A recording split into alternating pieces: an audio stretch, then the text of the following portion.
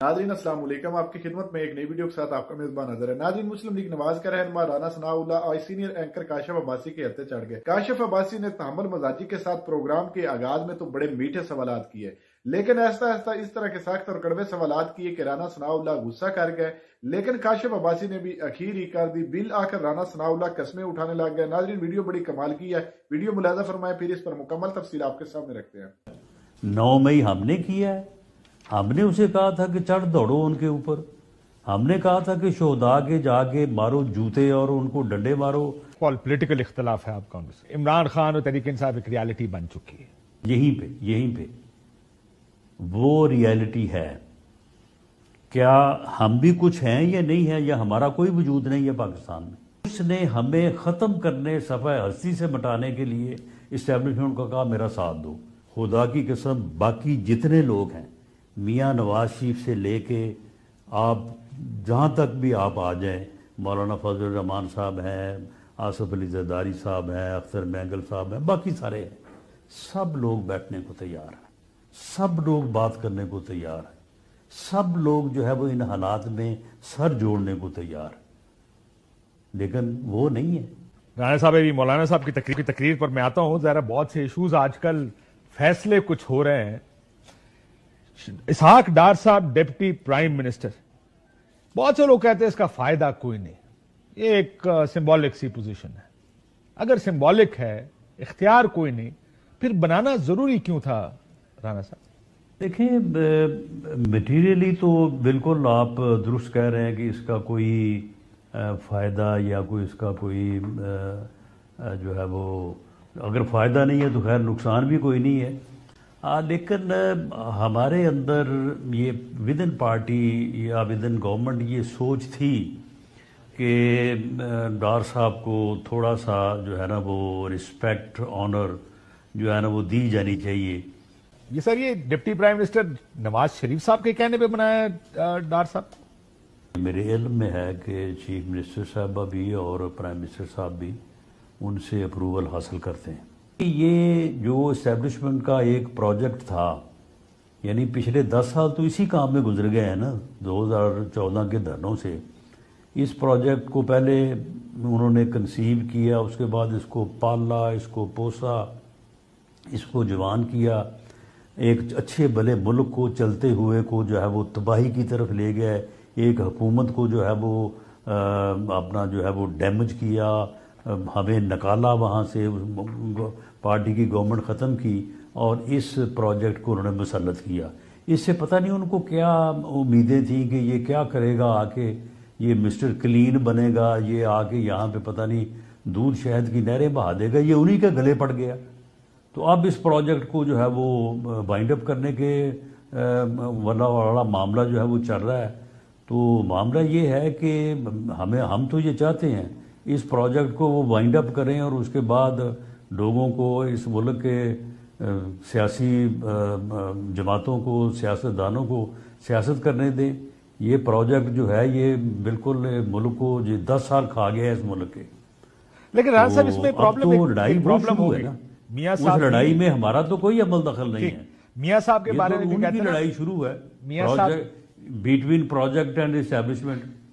मियां साहब के बारे में भी कहते हैं ना सर, आपको पता है 99 से ये बात हो रही है कि ये प्रोजेक्ट की और एस्टेब्लिशमेंट की आपसी लड़ाई है। उनको भी एस्टेब्लिशमेंट ने बनाया, लेकिन रियलिटी बन गए। इमरान खान भी अब एक रियलिटी है। आपने इलेक्शन देखा, जिस तरह पीटीआई इलेक्शन जीती है, एक रियलिटी है। सो अब आप ये कहें कि जी उसको अब एक रियलिटी को खत्म करना है, तो ये भी तो आप एस्टेब्लिशमेंट का करना इस्तेमाल कर रहे हैं अपने मुखालिफ को खत्म करने के लिए। नहीं काशिफ साहब, ये कौन सी, नहीं हम नहीं कंधा इस्तेमाल कर रहे हैं, वो खुद ही उनके गले पड़ा हुआ है। 9 मई हमने किया है। हमने उसे कहा था कि चढ़ दौड़ो उनके ऊपर। हमने कहा था कि शोहदा के जाके मारो जूते और उनको डंडे मारो, उनकी जो यादगारें हैं। या हमने उसे कहा था कि जाओ जाके आग लगा दो, या कोई हमारा बंदा था वहाँ पे जाके उनके घरों में घुस के जो है वो लूट मार कर रहा था। ये किया सारा कुछ उसी ने है।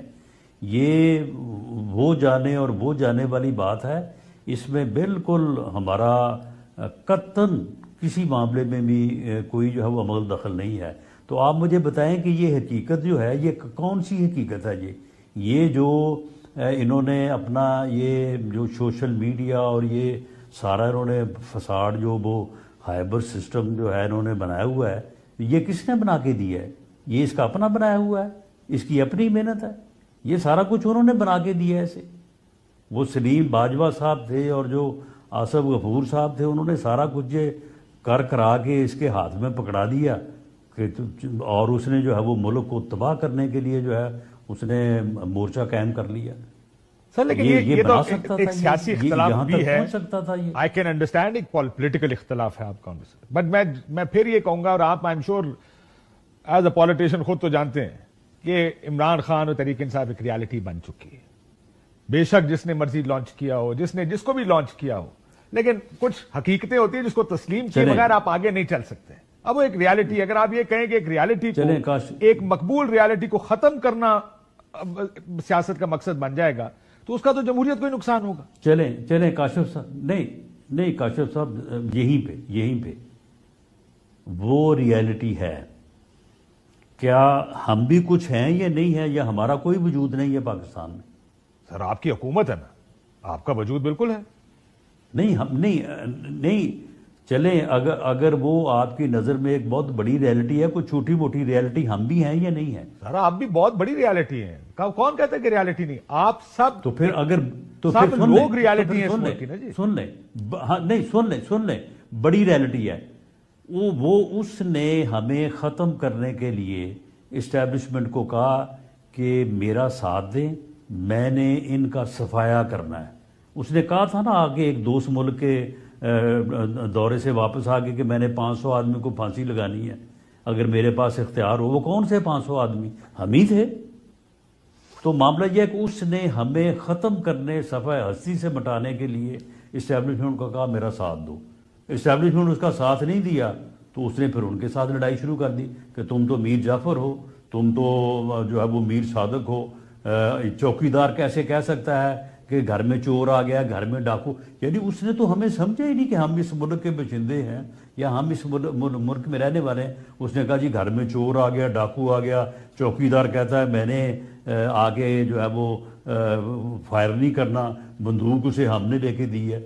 تو جب وہ ہمیں ریالٹی تصور نہیں کرتا اور ہمیں ہمارے وجود کو مٹانے کے درپے ہے تو پھر آپ مجھے بتائیں کہ ہم اسے کیسے تسلیم کریں؟ لیکن پھر آپ بھی اس کو مٹائیں گے؟ کرنے کو تیار ہیں، آپ بھی اس کو مٹائیں گے؟ ہم نے تو 2018 کے الیکشن کے بعد ہم نے اسے کہا تھا کہ جناب آپ جیسے بھی ہے ہمارے ساتھ جو بھی زیادتی ہوئی سو ہوئی، آپ بیٹھیں، ہم آپ کے ساتھ بیٹھنے کو تیار ہیں، آئیں ملک کے لیے کام کریں، آئیں چارٹر آف اکانومی کریں۔ اس نے کہا تمہاری ایسی تیسی، میں نے تو تمہیں چھوڑنا ہی نہیں ہے، میں نے تو تمہیں جیلوں میں ڈالنا ہے۔ تو یہ معاملہ اس طرف ہے۔ آئی ہوپ ساروں نے اپنے سبق سیکھ لیے رانا صاحب۔ مسئلہ یہ ہے کہ ہمارے ملک میں ہمارا مسئلہ یہ ہے کہ ہم غلطیاں دہرائی جاتے ہیں۔ I hope he has learned his lesson, انہوں نے اپنا سبق بھی سیکھا ہو۔ اور جیسے میں آج یہ بھی آپ اسٹوڈیو میں آنے سے پہلے بات کر رہا تھا گھومن صاحب سے، اگر اس نے کہ مذاکرات سیاستدانوں سے ہونے چاہیے۔ کاشف صاحب جی، کاشف صاحب اگر اس نے سبق سیکھ لیا ہے یا سمجھ لیا ہے، اللہ کرے کہ اس کی سمجھ میں یہ بات آ جائے، خدا کی قسم باقی جتنے لوگ ہیں میاں نواز شریف سے لے کے آپ جہاں تک بھی آپ آ جائیں، مولانا فضل الرحمان صاحب ہیں، آصف علی زرداری صاحب ہیں، اختر مینگل صاحب ہیں، باقی سارے ہیں، سب لوگ بیٹھنے کو تیار ہیں، سب لوگ بات کرنے کو تیار ہیں، سب لوگ جو ہے وہ ان حالات میں سر جوڑنے کو تیار ہیں، لیکن وہ نہیں ہے۔ یہ بتائیں سر، آپ نے یہ بھی کہا کہ شہباز شریف صاحب بہت مصروف ہیں، پارٹی نہیں چلا سکتے، اس لیے میاں نواز شریف صاحب آ رہے ہیں، لیکن میاں صاحب جب صدر وزیر اعظم رہے 3 مرتبہ، اس وقت تو ان کو پارٹی چلانے کے لیے کسی اور کی ضرورت نہیں پڑی۔ سب سوچ رہے ہیں کہ شاید کچھ ایسا ہے، پارٹی ختم ہو رہی ہے، جو الیکشنز کے اندر ہوا مسلم لیگ نون کے ساتھ، کہ ضرورت ہے کہ پارٹی کے اندر اب متحرک ہو کر اس پارٹی کو ریوائیو کیا جائے، کوئی بیانیہ لایا جائے، ورنہ پارٹی تو ختم ہو جائے گی۔ نہیں دیکھیں، اس میں کوئی ایسا معاملہ نہیں ہوتا، آدمی حکومتی ذمہ داریوں کے ساتھ ساتھ جو ہے اگر وہ چاہے تو پارٹی کی ذمہ داری بھی جو ہے وہ نبھائی جا سکتی ہے، کوئی ایسا معاملہ نہیں ہے، کیونکہ گورنمنٹ میں ایک پولیٹیکل گورنمنٹ میں رہ کے بھی تو آپ نے لوگوں سے تو ملنا ہوتا ہے، پارٹی کے لوگوں سے ملنا ہوتا تو ہے. شہباز صاحب یہ نہیں کر سکتے سر؟ اور اس سے پہلے نہیں، معاملہ یہ، اس کے ساتھ ساتھ معاملہ اور ہے. معاملہ یہ ہے کہ میاں نواز شریف پارٹی کے صدر تھے. میاں نواز شریف کو جس طرح سے ہٹایا گیا، وہ کلک، وہ ایک افسوس، وہ ہمارے ذہنوں میں، ہمارے دلوں میں ہے. عمران خان نے لڑائی کی اسٹیبلشمنٹ سے، آپ نے ڈیل کر لی، کیونکہ یہاں تو مسئلہ یہ ہے کہ اس کے ساتھ نہ جاؤ، میرے ساتھ ڈیل کر لو تو ٹھیک ہے. نہ نہ نہ نہ، بالکل نہیں، ہم نے کوئی ڈیل نہیں کی. ظاہر ہے مریم بی بی اتنی کمزور ہے کہ وہ اپنی ٹرانسفر پوسٹنگز خود نہیں کر پا رہی. نہیں، کوئی ایسی بات نہیں ہے. ایک جگہ سے نہیں، 3-4 جگہ سے پوسٹنگ لوگ مسلم لیگ نون کے کہہ رہے ہیں کہ جی نہ چیف سیکرٹری لگا پا رہے ہیں، کوئی ٹرانسفر پوسٹنگ بھی نہیں ہو رہی ہم سے. ناظرین، آپ نے ویڈیو ملاحظہ فرمائی ہے. ناظرین، کاشف عباسی نے آج کس طرح میٹھے انداز سے میٹھے سوالات کر کے رانا صاحب کو اس طرح اپنے جال میں پھنسایا کہ پہلے تو رانا صاحب گرجے برسے بالآخر یہ بھی مان گئے کہ ہم سب عمران خان کے ساتھ مذاکرات کرنے کے لیے تیار ہیں، لیکن وہ ہمیں گھاس تک نہیں ڈال رہا. ناظرین، پہلے تو یہ بھی نہیں مان رہا تھا کہ وہ ایک حقیقت ہے، جس طرح کہ کاشف عباسی نے کہا عمران خان اور پی ٹی آئی اس وقت ایک حقیقت بن چکی ہے جس کو رانا صاحب تسلیم ہی نہیں کر رہے تھے. لیکن جب کاشف عباسی نے کہا آپ مانیں یا نہ مانیں یہ آپ کا ذاتی اختلاف ہے، یہ تو بات حقیقت ہے کہ پی ٹی آئی اس وقت پاکستان کی ایک لارجر جماعت ہے، بے شک آپ اس کو تسلیم کریں یا نہ کریں. تو آگے سے کہنے لگ گیا تو اچھا ہماری کوئی ویلیو نہیں ہے، ہم حقیقت نہیں ہے. ناظرین، یہ ہوتے ہیں وہ بکلائے ہوئے چہرے. ناظرین، یہ ہیں وہ مینڈٹ چور جو کسی پروگرام میں اور بیان دیتے ہیں، کسی پروگرام میں اور بیان دیتے ہیں، کبھی اپنی پارٹی پر دعویٰ بول دیتے ہیں، کبھی اپنی پارٹی کی چاپلوسی میں لگ جاتے ہیں. لیکن ناظرین، میں کاشف عباسی صاحب کی جرات کو سلام پیش کرتا ہوں جنہوں نے بڑے تحمل مزاجی کے ساتھ رانا صاحب کی اس طرح درگت بنائی ہے. اگر اس کو شرم تو ہو تو یہ ڈوب مرے، لیکن ان بھی شرموں کو کوئی اثر نہیں ہوتا. ناظرین، آپ نے ویڈیو ملاحظہ فرمائی. اس ویڈیو کو دیکھنے کے بعد آپ کی کاشف عباسی کے بارے میں کیا رائے ہے اور رانا صاحب کے بارے میں آپ کی کیا رائے ہے؟ کمنٹ سیکشن میں اپنی قیمتی رائے لازمی دیجیے اور اگلی ویڈیو تک اپنے میزبان کو دیجیے اجازت. اللہ حافظ.